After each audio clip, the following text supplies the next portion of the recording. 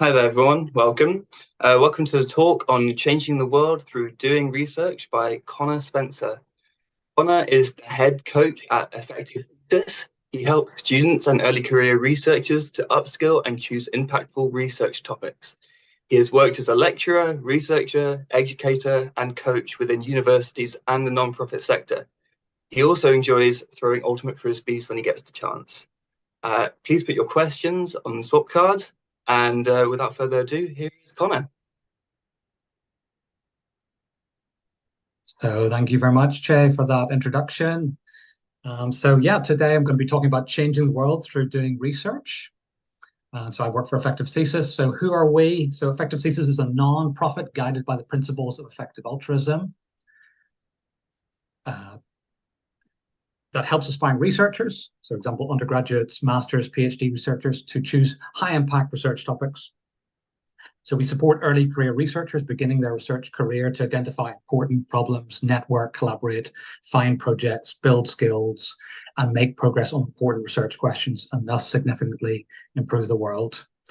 So that's what we do. It was really great to see. I had a look at all the people that signed up today. It's fantastic to see such a diverse range of people from all over the world.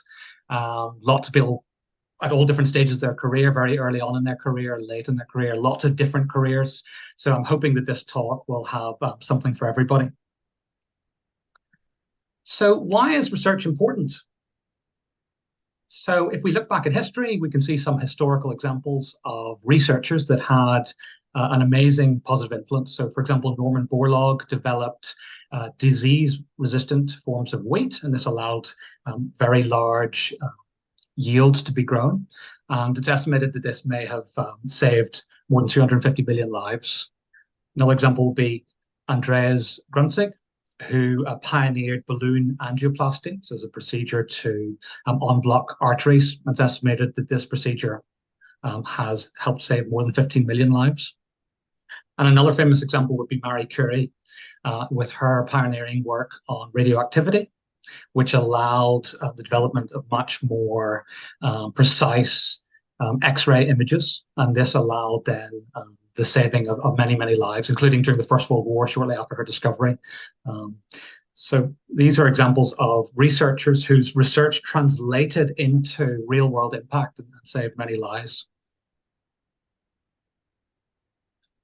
So now if we look also at the history of life expectancy over the last few hundred years, we can see like a dramatic climb in life expectancy in recent history. And that was down to a wide variety of different things of vaccines, blood transfusions, toilets, synthetic fertilizers, the bifurcated needle for vaccines, antibiotics, antimalarial drugs, many other things. But also, of course, policy interventions, new legal structures, good governance, voting systems. There's all kinds of things that have contributed to all of these fantastic improvements in life expectancy and quality of life. So there's lots of ways that researchers can get involved in having an impact, whatever your discipline, whatever you study. So this talk is going to be in two parts. So the first part is on changing the world through doing research, with general introduction examples, which I've already started. And then the second part will be how to work on your own research. So your own, for example, thesis at university, and how Effective Thesis, our organization, can help you. So changing the world through doing research. So on our website, we profile lots of different cause areas, which we think are very, very high impact. So some of them you'll recognize from the others in the conference. So our team has worked with experts to create profiles of promising research areas. So for example, global priorities research, improving health and well-being metrics, improving institutional decision-making, existential and global catastrophic risks. You may have heard about these topics from others. So for example, global priorities research is really an area of research looking at how we can prioritize. How do we decide what is worth researching, what is worth prioritizing, where we should put our societal resources, what are the most important problems, and what's the timing of when we should work on those problems. Maybe some problems are better solved now, some later.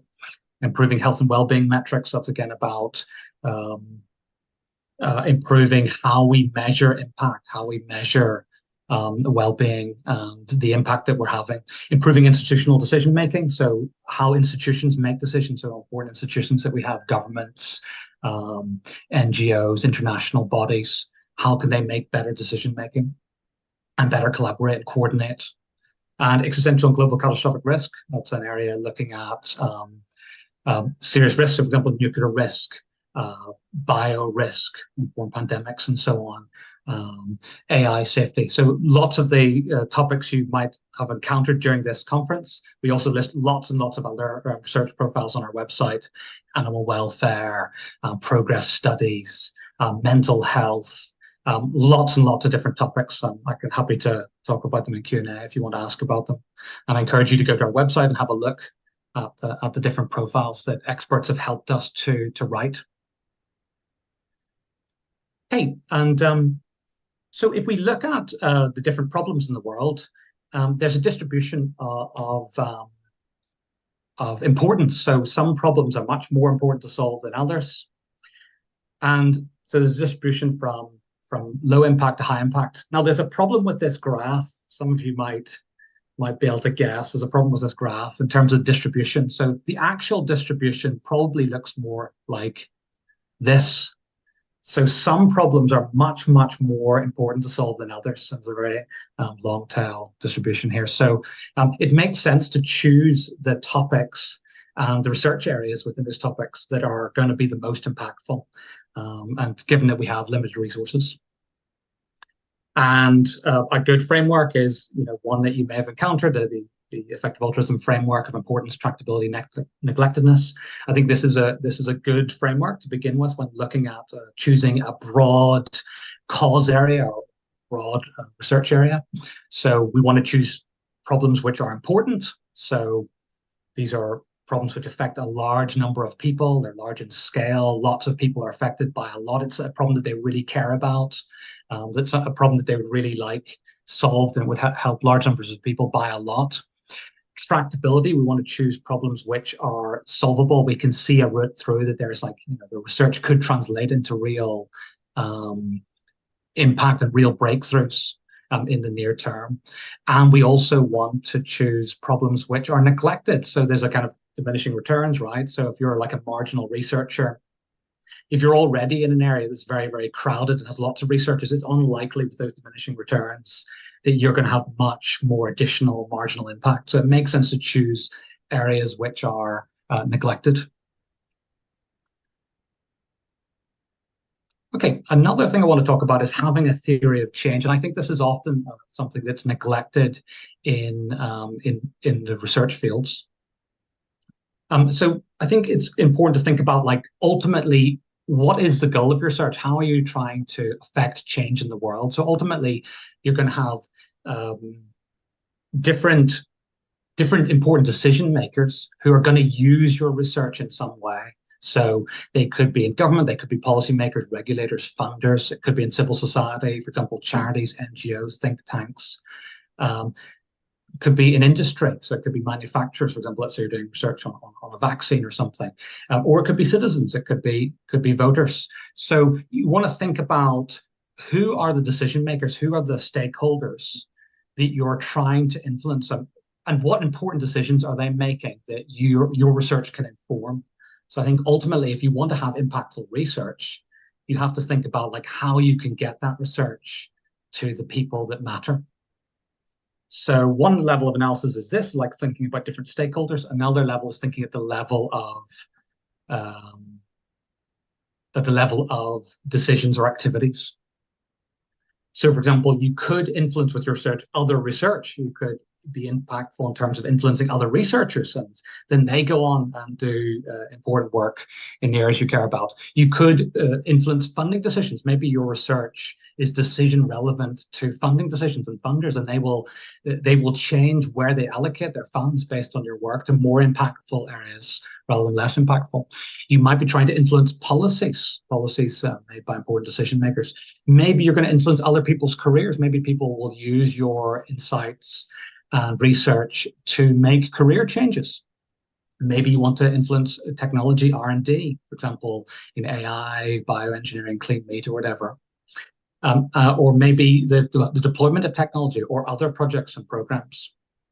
There's a very, very good talk, which I borrowed some of the content from for this talk, by Michael Aird, which I recommend you watch. Michael Aird gave a talk on theory of change in research, and that's a really nice long talk that I think you'd get a lot of value from.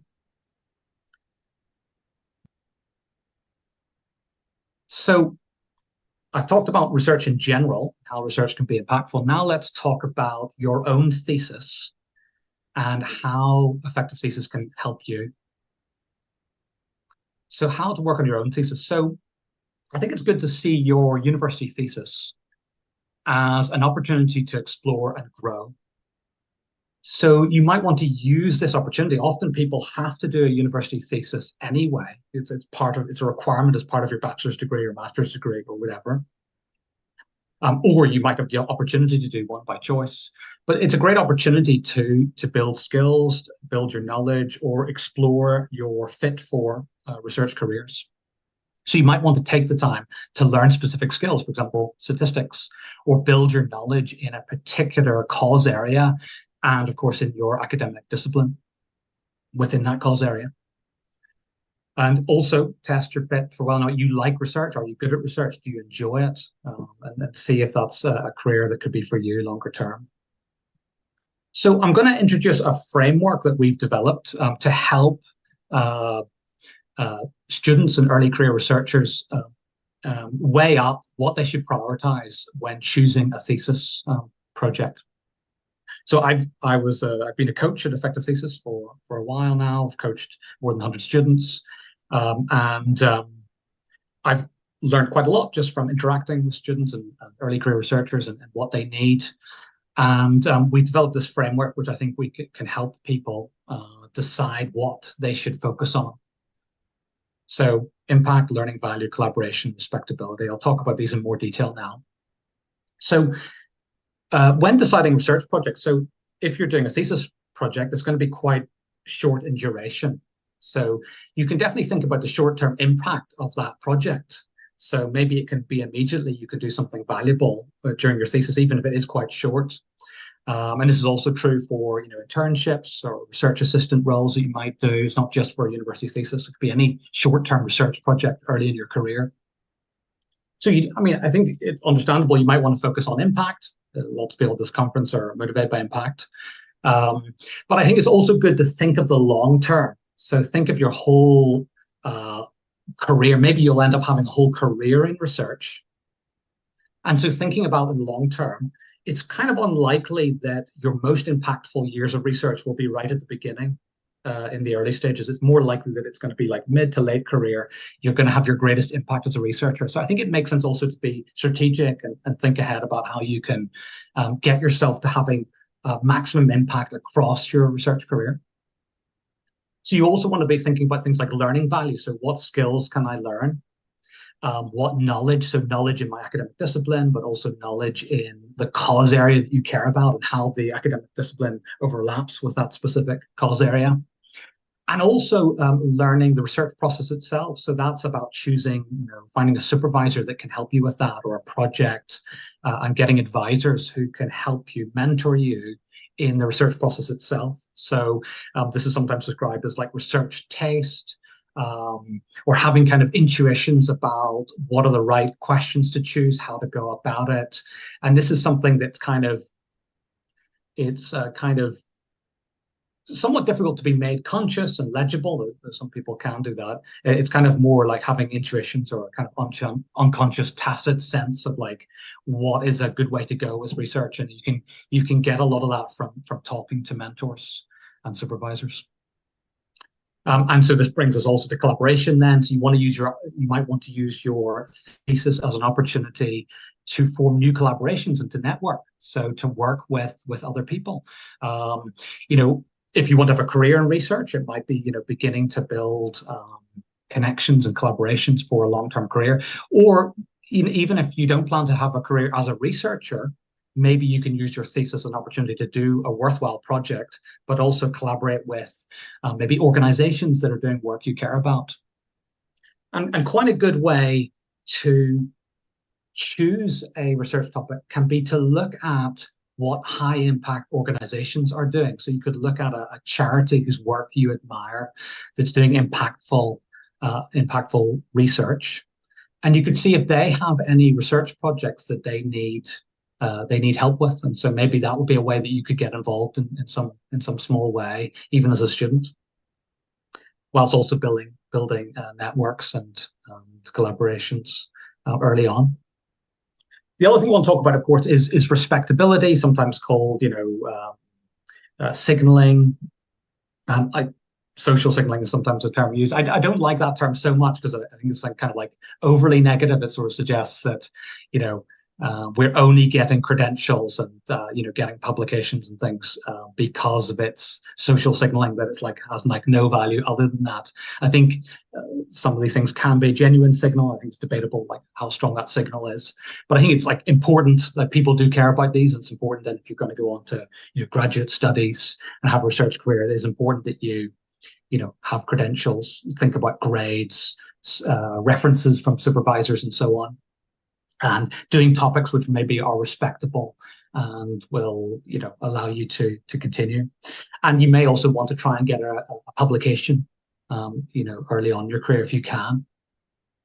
So these are things that you might want to give some weighting to, different people, depending on your situation, depending on what you're studying, depending on your particular department in your particular university and the particular supervisors you might have access to. And depending on your career goals and your personal goals and your personal, your skills and interests and values, you might give different weighting to different factors. So, you can weigh it up as you like. So I'd like to talk then about effective thesis and our services. So how can we help you? So we have an extensive website with lots of resources and advice. So we have, like I mentioned earlier, topic profiles of different areas, cause areas, which we think are really important. And we list organizations that are doing work in those areas. We also have advice. We have extensive advice pieces about how to go about choosing a supervisor, going about writing the research process, methods, etc., publishing, and so on. So that's what we're doing. We also have a community.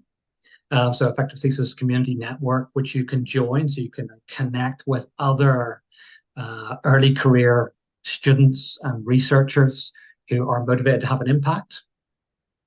And we also have a supervisors and funding database. So you can go on and see, get access to an Airtable with a list of supervisors that could potentially supervise you in one of these high impact research areas. And we also have a funding database, so you can look at funding opportunities for, particularly for graduate study and PhDs and so on. We've also been running coaching up until now. So I've been very much involved with the coaching. We've paused that for now. I'm going to say why in a second, why we paused that. We're kind of focusing on an exciting new project, which I'm about to announce in a minute. So we don't have the time. We're actually a very small organization. We have a small team, and we partly rely on volunteers.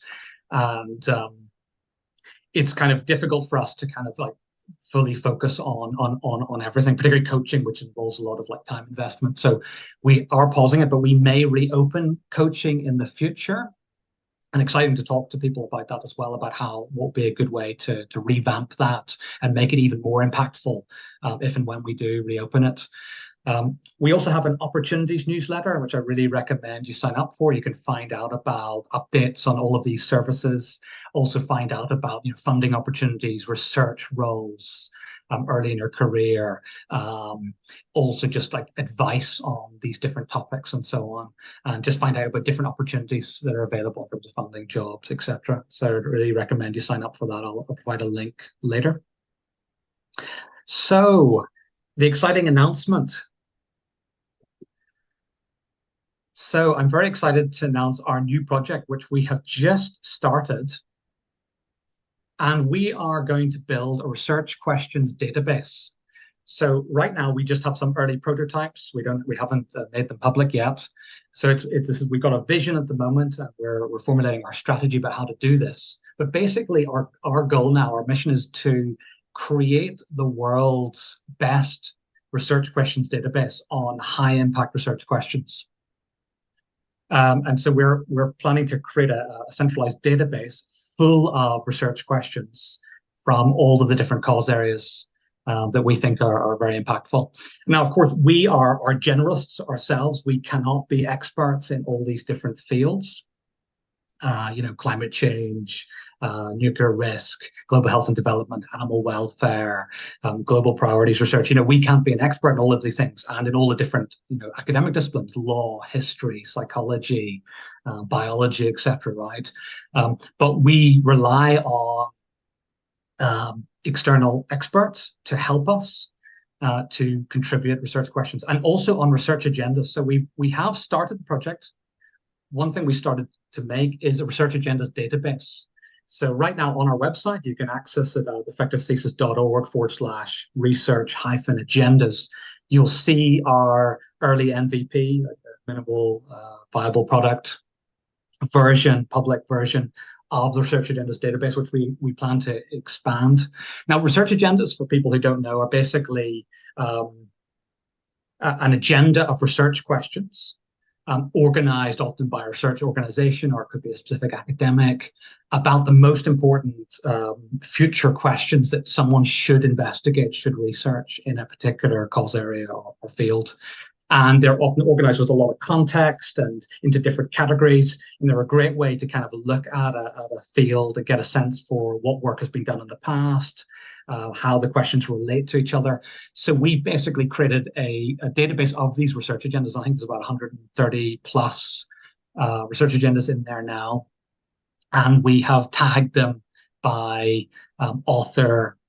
We've got titles, author. We've also got tags for the cause area, in some cases the academic discipline, and then the link. So I really encourage you to go and look at that. So if you're, for example, about to do a thesis in the near future, this is a great resource. You can go and find research agenda, an existing research agenda produced by a high impact organization or a high impact researcher, outlining the high impact research questions for the particular cause area you care about, and also possibly the academic discipline that you work in. So have a look at that. And how can you get involved? So as I said, we are a small organization. We're a very small group. We're very ambitious. We have lots of plans, but we're a small organization.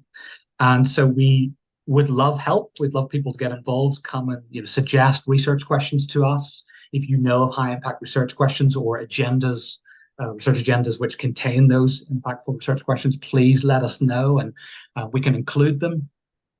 You can link your research projects to us. We want this our research question database to not only contain the questions, but also links to high impact projects. So specific research projects that are going on that people can get involved with. So this is a great way for you to link to your projects and get people involved in them.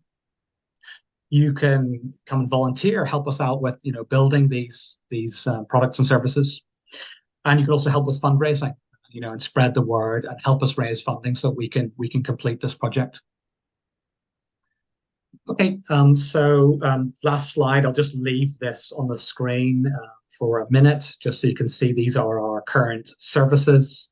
So the research questions database, which we're building, research agendas database, which currently exists, coaching, which is paused but is likely to reopen, community, supervisors and funding database, guides and advice, and sign up for the opportunities newsletter. You can scan the QR code. You can also go to the website, effectivethesis.org, and sign up for the newsletter. You can find out about when we update these things, and our new news. Find out about what updates we make and what's happening, and also get to hear about different opportunities. You can also reach out to me, conor.spence@effectivethesis.org. And thank you very much for listening, and happy to take questions. Great. Thank you, Conor. That was fantastic. I'll definitely be checking out that database. I'm about to start my master's thesis myself, so that's very exciting. We have a few questions for you now, and then after that, Conor will be doing office hours also. So first of all, is it too early to start discussing this topic to teenagers so that they can better choose their university course based on the research they want to eventually undertake? This is asked from the perspective of a school teacher. Great question. Yeah, can I just ask? I mean, I'm looking at my slides right now. Should I minimize that or just keep it as it is? That's fine. It's not on screen right now. But okay, no worries. Yeah. So yeah, great question about should we? Sorry, I'm just trying to look. I'm not actually seeing anybody at the moment. Should I be seeing? No, Yeah. you should just be seeing me, I think. Okay. I don't actually see you right now, but that's okay, I guess. I promise I'm here. Okay. Okay. I see you now. I see you now. Great. Okay. Yeah. Go. Just nice to have. Okay. Yeah. So yeah, good question about how early should we be thinking about this? I think it's good to get people excited about topics early on. I think we should have an open mind and maybe not overly push people to go into particular cause areas or follow our values early on. I think we should like um, respect the development process, and that the fact teenagers want to make up their own minds about these things. And I think certainly is great, I think, to give people resources and things to read about early on. And if people have an interest, if teenagers have an interest in these things, they're great to give materials and resources to kind of encourage that interest. And they can obviously make up their own mind where they want to go with that, and they decide on their own goals and values, and where they want to take that once they become an undergraduate and beyond. Yeah. Great, thank you. So next question. With the current structures of academia, such as the issues of difficulty with collaborating or overlaps in research, funding limitations, etc., what advice would you give for early career aspiring researchers that wish to navigate this and start projects that map valuably onto the wider impactful topics? Sorry, can you just repeat the question again, Chad? Yeah, sure. Yeah. So with the current structure of academia and constraints within that, what advice would you give to navigate this and start projects that map onto this, maybe that are difficult to map onto with the existing challenges? And yeah, great question. Yeah. So absolutely. So there are challenges and constraints within academia, and I should say that actually, obviously, not all impactful research is done within academia, within universities. There's plenty of opportunity to do high impactful research, often more impactful, sometimes outside academia. So in industry or in in the nonprofit world, for charities, in NGOs and so on, right? So there's lots of research happens outside academia. Often the traditional route, of course, is to start in academia to get your, get a bachelor's degree, master's degree. If you're really serious about being a researcher as a career, you're likely going to get a PhD. Not always, especially if you're going to research outside academia, but it's often the case that people will pursue that.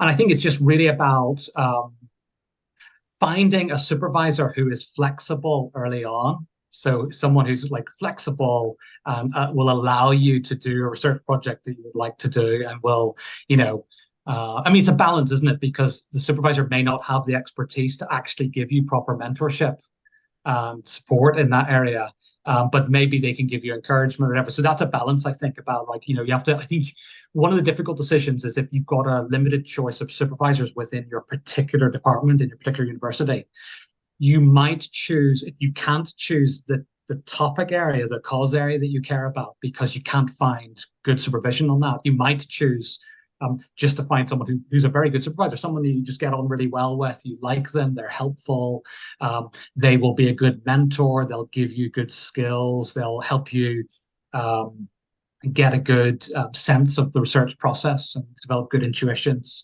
And so that can be a good start. But obviously, great if you can also immediately work on the cause area you care about. I guess that's. But definitely, there are constraints, and obviously you have to weigh up the different considerations, like the ones that I presented in the framework. Yeah.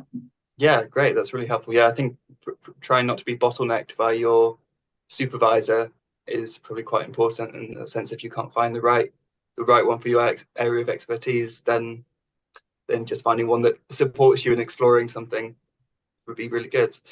Yeah. So the next question, how do you persuade good researchers to pick a high impact topic? My worry is many researchers, at least in the EU, have short contracts of some 3 years, and then they have to find a new position, often in a different country.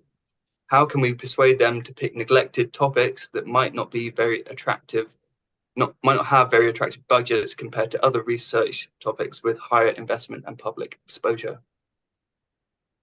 Yeah, definitely. So this is a big problem, isn't it? I mean, I think that a lot of the academic incentives aren't necessarily towards the most impactful topics, right? And so maybe there are trade-offs sometimes to be made there. Where maybe there's a way in which you can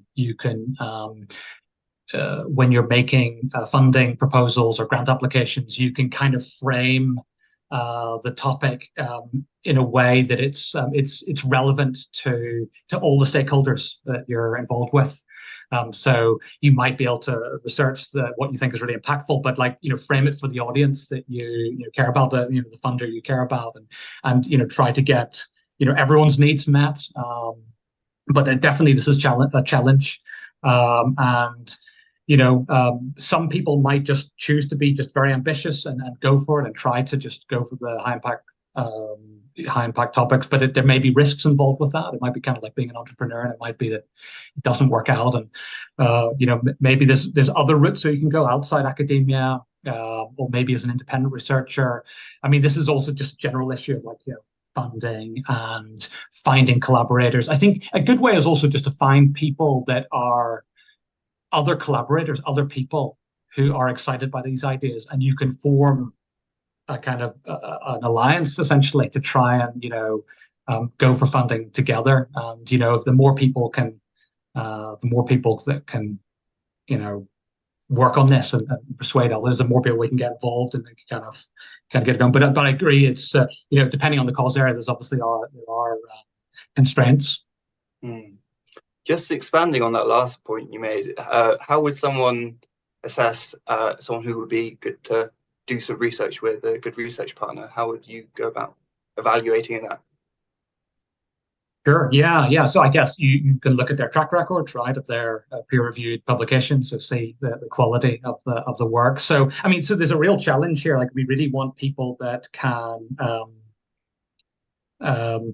not only choose work that's important, it has to be good research, right? So it has to be research done well. And also it has to be research that can be communicated to the stakeholders that need it. So they're kind of like the three requirements there.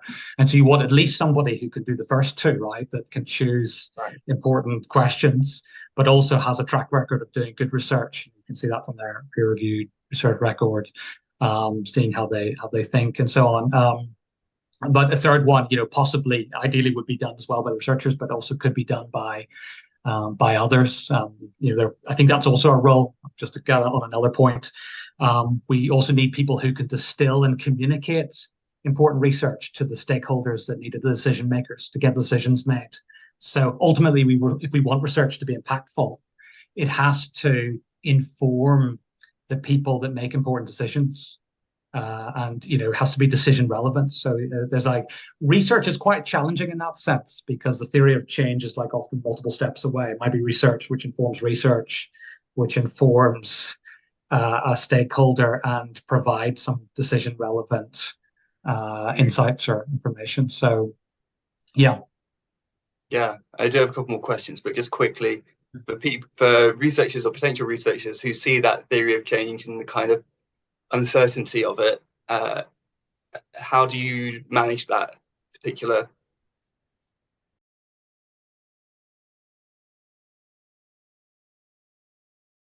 So with that theory of change, like you say, it can potentially be many steps down the line. You're never certain whether it's going to lead to something.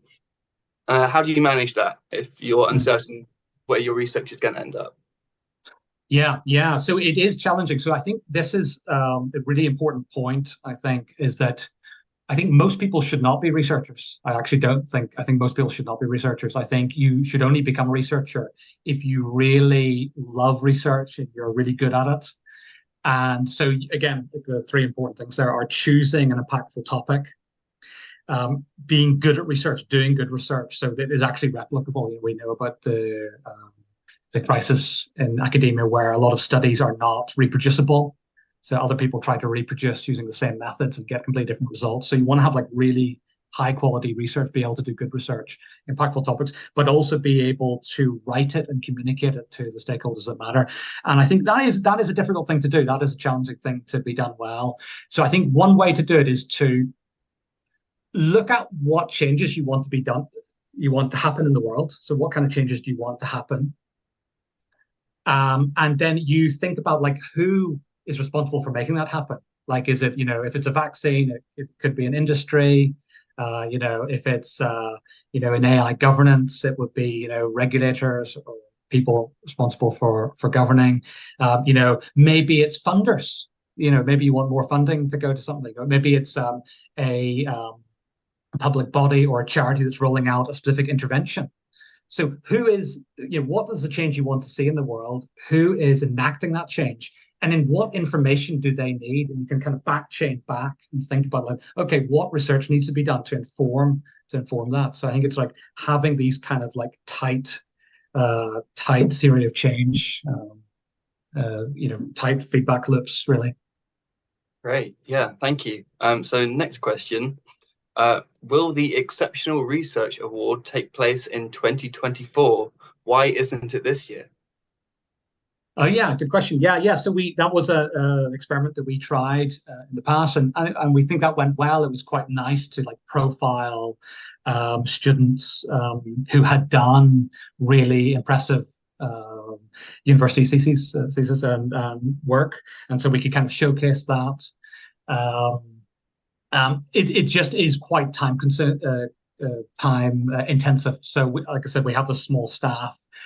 We're trying to focus on the most important things that we can work on, and we think that's the research questions database. We think this is going to be the thing that will really like scale up and can reach researchers all over the world. So I think the research award, we may run it again in the future if we can get more funding and more staff capacity and so on. But for now, again, we're just pausing it for now. But again, if you're looking for like good examples, you can go to our website and see examples of people in the past who have done, impressive things and maybe provide some inspiration. Great. Yeah. Thank you. I think that's very helpful. Next question. For those of us who aren't already researchers and aren't in academia, but are considering a change in career, is it considered quite low impact to start a degree in a high-impact area and go into research rather than pursuing a career which doesn't involve as much initial investment at a later starting point? So is this, sorry, I missed the beginning of the question. So is this for like kind of people later in their career? Yeah, so for people who haven't done research yet and aren't in academia and are considering a change into this, Yeah, so I guess it depends how late, right? So the usual path is, of course, is to get at least a master's degree, start doing research, inside academia or outside. Probably, if you're really serious, you're going to get a PhD at some point. So I think it depends partly on your previous experience, right? So maybe you have relevant experience that could inform your research. Maybe you've been involved in policy work, or you've worked for a charity, or in business world, or whatever you've done. Maybe you have important skills and knowledge and insights that could inform the kind of research you do. I think it's often the case that mature students do very, very well at university because they have all of this life experience and domain experience. So I think potentially it's possible, and I guess it just really depends how late and what your particular situations. And I guess if you're like really, really motivated, you could make it a success. Great. Yeah, and on the flip side of that, your career seems to have crossed through research and academia into other things also. What would you say to people who wanted to expand beyond research in the future, or can see themselves moving out of academia at some point into other things? Yeah, so I think it's really great for people to have some early research training. I think it's one thing that's great about, at university, even if you don't plan to be a researcher long term, taking the opportunity to learn research skills, especially in an area that you care about, like that's going to really help you have the understanding, the mindset, and understand like how impactful work gets done. Like research is what informs a lot of the high impact decisions we make out in the world, beyond research. So I think it's really valuable to have an understanding of the research process, the scientific way of thinking, the scientific method, and be able to understand what is like high quality knowledge, and how, so whatever decisions you have to make in life, I think it's really good to have this kind of background, this background experience. So I think doing some early research for a short time is really a great way, I think, to begin your career. Yeah, that's really helpful. Next question. When can we expect the research question database? Yeah, so we are playing around with some prototypes. We've like built some prototypes which are internal at the moment. Yeah, like exactly what form it will take. We're playing around with different Airtables and so on, and we're also consulting with different experts in different fields to find out what should be included, how we'll structure it. So we're hoping to get an early version out as soon as possible, but we'll just see. We want it to be done well. Like, so for a project to be successful of this kind, there's like quite a few things that need to go well. So first of all, it has to be of value to the users, right? So it has to be something that people really value, that researchers really, really want and value, and it has to be usable. So we have to make something user friendly that people want to use and is usable and easy to navigate. It has to be something that's feasible for us to create, as kind of, we're generalists, we're not experts in all of these different fields. We have some generalist knowledge in the different cause areas and in different academic disciplines, but so we have to work with others to kind of create something that's work. And then also it has to be something that will be sustainable also for our organization, right, in terms of bringing in funding and for us to be able to sustain it. So it's an ambitious, challenging project. I think we're pretty optimistic, and also like I think it's just worth doing things which are difficult and ambitious, even if there's a chance of failure. And so yeah, we don't know yet, but like, soon, obviously, sign up for our newsletter and you can stay in the loop about when it gets released. Absolutely, yes. I'll be doing that for sure. I think that might be all of the questions we have right now.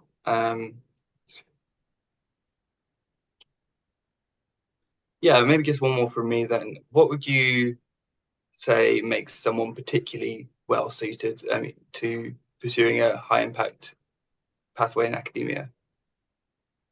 Yeah, it's interesting. It's difficult. I've coached a lot of people, and it's interesting the diverse range of people. You would think that there was some kind of common traits, but I think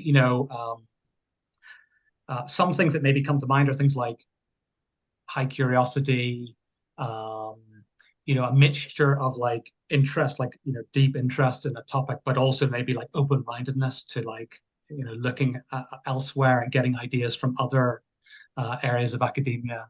I think increasingly it's important to not just be good at like doing independent research like on your own in isolation, but being able to network and connect with others. And yeah, actually, this is maybe a good point to finish on, is that I think sometimes researchers, they have in mind this idea that like the sort of goal of their work is to produce this kind of like product, this piece of research, and that's their kind of their output. So it could be like an academic publication or whatever. And they sort of see that as just their own like isolated goal. Whereas I think that probably what we should be doing as a community. So, we're at this conference, and we're trying to create like networks, collaborations where we can be much greater than the sum of our parts. And I think we should, as a community, as research communities, we should be trying to build up the network. So build collaborations, build the expertise, connect with a wide range of stakeholders, in policymakers, in government, academia, industry, civil society, citizens. So connect with a wide range of stakeholders. Kind of we're trying to kind of enhance the whole network. And we're also trying to build expertise, credibility, collaborations to enable us to solve important problems maybe later, because some of the important problems are going to come later. The decisions will come later. So particularly if we look at the world, like a lot of the risks that we see in the world, there might be important decisions to make later on, and we might only have a short time window to make those decisions. So you want to have like a network of people in place from a wide range of different domains who can make really good decisions under time pressure when the time comes. And so I think that's a reason for developing this kind of rich network, and not just seeing yourself as this isolated researcher who produces a narrow product, but part of something much bigger. Wow, that was a fantastic answer. Thank you for that, Conor. There is one more question if you're interested, or would you prefer to head off to your... I think, yeah, is it okay to leave it till, I wouldn't mind a break before office hours. Yeah, absolutely. Great questions. Thanks so much. I'm going to have office hours in I guess 15 minutes. Yeah. Welcome everyone to come and we can get into more detailed discussion. Thanks a lot for the great questions. Yeah, thank you so much, Conor. Really appreciate it, and enjoy the rest of your day. Thanks, everyone.